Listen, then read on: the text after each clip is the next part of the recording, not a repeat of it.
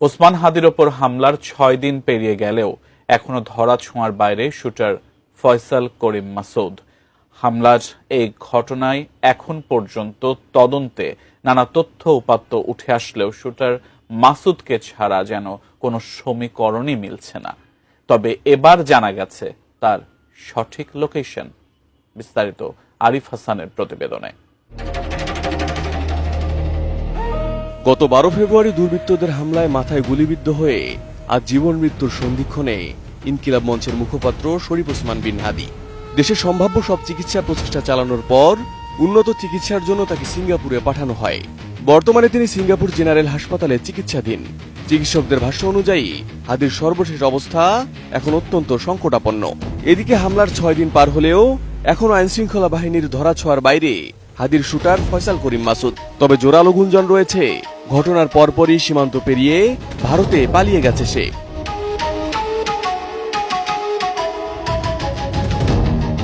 হত্যা চেষ্টার পর ফয়সাল যেন এক মাফিয়া ডনের কায়দায় নিজেকে আড়াল করতে শুরু করে, কখনো সিঙ্গাপুর, কখনো থাইল্যান্ড, আবার কখনো পুরান ঢাকায়।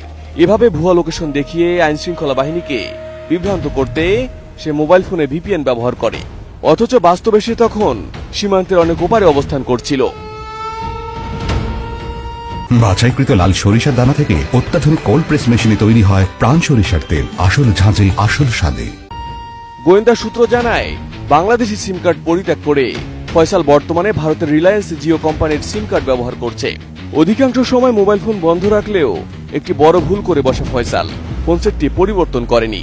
সেই ফোনের আইএমই নম্বর ধরে প্রযুক্তির সহায়তায় গোয়েন্দারা নিশ্চিত হয়েছেন ফয়সাল বর্তমানে ভারতের মহারাষ্ট্রে অবস্থান করছে।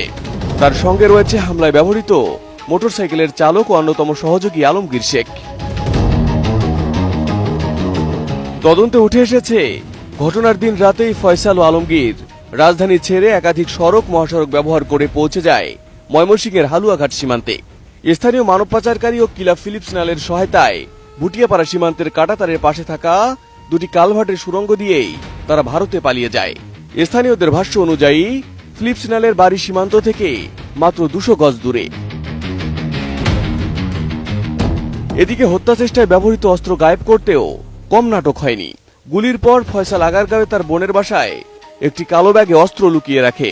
পরে বাবা হুমায়ুন কবিরকে ফোন করে সেই ব্যাগ শ্যালক ওয়াহিদ আহমেদ শিপুর মাধ্যমে নরসিংদীতে পাঠানো হয়। সেখানে স্থানীয় এক যুবকের হাতে যাওয়ার পর আলামত গায়েব করতে ব্যাগটি লেকে ফেলে দেওয়া হয়, কিন্তু শেষ রক্ষা হয়নি। মঙ্গলবার নরসিংদীর তরুয়া এলাকার একটি লেক থেকে র্যাব উদ্ধার করে ব্যাগটি। বর্তমানে ভেতরে পাওয়া যায় 2টি বিদেশি পিস্তল, 2টি ম্যাগাজিন, একটি খেলনা পিস্তল ও 31 রাউন্ড গুলি। এর আগের দিন আগারগাঁও থেকে উদ্ধার করা হয় ম্যাগাজিন ও গুলি। হামলায় ব্যবহৃত হোন্ডা হর্নেট সিরিজের মোটরসাইকেলটিও তদন্তে বড় জটিলতা তৈরি করে। ভুয়া নম্বর প্লেট, একাধিক হাতবদল, ম্যানহোলে ফেলে রাখা নম্বর, সব মিলিয়ে পরিকল্পিত অপরাধের ছাপ স্পষ্ট। বিআরটি এর তথ্য বিশ্লেষণে দেখা যায়, নম্বরের শেষ অঙ্কে সামান্য পরিবর্তন করেই বিভ্রান্তি সৃষ্টি করা হয়েছিল। এদিকে হত্যা চেষ্টার পেছনে কারা অর্থ জুগিয়েছে, এখন সেটি তদন্তের বড় প্রশ্ন। ফয়সালের ব্যাংক হিসাবের লেনদেন বিশ্লেষণে নেমেছে সিআইডির ফাইন্যান্সিয়াল ক্রাইম ইউনিট। বিএফআইইউ এর মাধ্যমে তার সব অ্যাকাউন্ট ফ্রিজ করা হয়েছে। দেশ বিদেশ থেকে আসা অর্থের উৎস শনাক্তে অপেক্ষা করা হচ্ছে বিস্তারিত রিপোর্টের। এদিকে এ ঘটনায় এখন পর্যন্ত 10 জনকে গ্রেপ্তার করা হয়েছে। তাদের মধ্যে ফয়সালের স্ত্রী শ্যালক, ঘনিষ্ঠ বান্ধবী, বাবা মা এবং সহযোগীরা।